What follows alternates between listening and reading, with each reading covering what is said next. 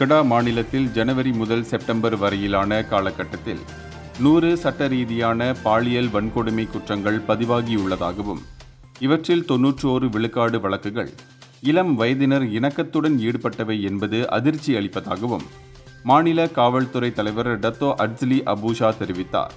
ஜித்ராவில் உள்ள SMK ஒஸ்பா என்ற இடத்தில் நடந்த ஒரு கூட்டத்தின் போது இந்த கடும் கவலைக்குரிய போக்கை பற்றி பேசிய டத்தோ அட்ஸ்லி, இரவு நேரங்களிலும் இணையத்திலும் தங்கள் குழந்தைகளின் செயல்பாடுகள் குறித்து பெற்றோர்களும் சமூகத்தினரும் அதிக விழிப்புடன் இருக்க வேண்டும் என்று வலியுறுத்தினார்.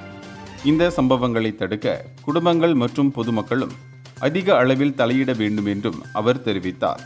அத்துடன் குற்றச்சம்பவங்கள் அதிகமாக நடக்கும் இடங்களில் பள்ளிகள் மற்றும் காவல்துறை இடையேயான தொடர்ச்சியான ஒத்துழைப்பு வலுப்பெற வேண்டும் என்றும் அவர் கூறினார்.